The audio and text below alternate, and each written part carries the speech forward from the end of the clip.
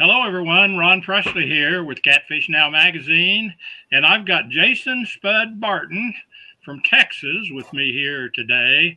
Spud is the owner operator of Catting Around Adventures Guide Service in Texas, and I'm going to stick this up there. You can see just a couple of the kinds of fish that he catches down there. Looks like you got some good blue cat fishing down your way. Spud, welcome to Catfish Now. Hello, everyone. How y'all doing? This you sitting there in a dynasty, it looks like. Yeah, it's my new dynasty. Picked this one up late spring, early summer. Been waiting on it for several months, and it's been a good boat. Tournament proven. I'm ready to start guiding out of it this winter. So you'll guide out of it, tournament fish out of it, whatever it takes, huh? Yes, sir. My clients gonna be pleased with they're gonna be real pleased with full enclosure. I hear an awful lot of good things about those dynasties.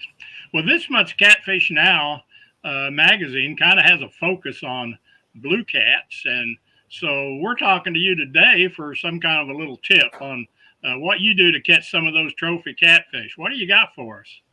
Well, during November, we're in a transition phase, especially down here in Texas. In the southern lakes, we get a hard thermocline in the summertime, and usually by the end of October, 1st November, we get the first good, couple cold snaps, and our lakes will turn over, and we'll get a better oxygen level through the whole water column.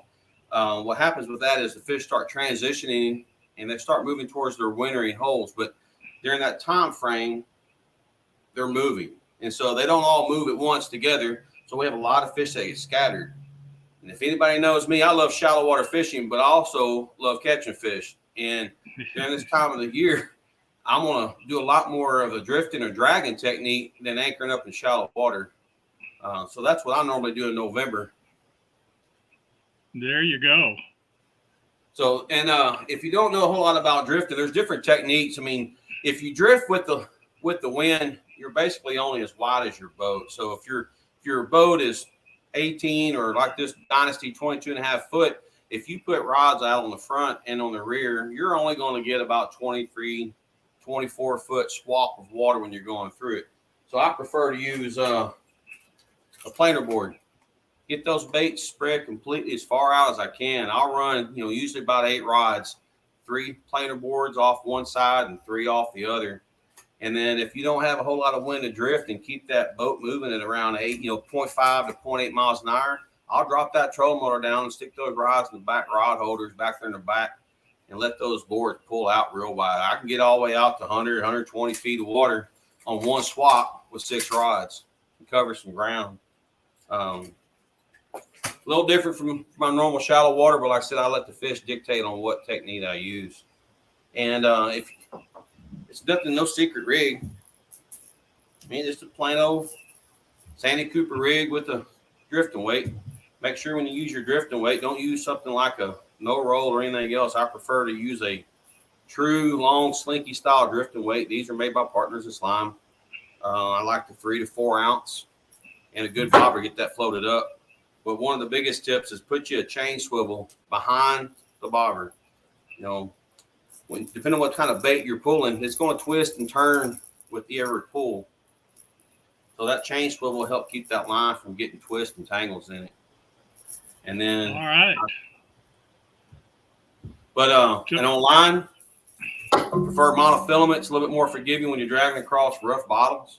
If you're dragging through rocks or you got some laid down timber stuff, that monofilament will stretch with it.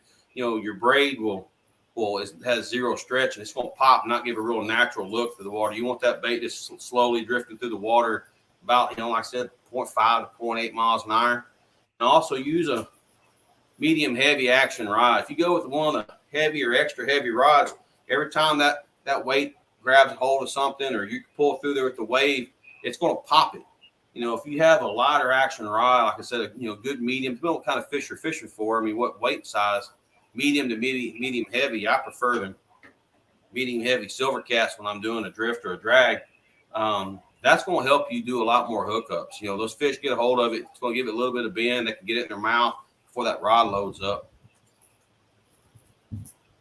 Well, there you go, folks. Get out there in November when those fish are scattered and cover some ground, it sounds like. That's your B&M Poles tip of the month. Fish with passion.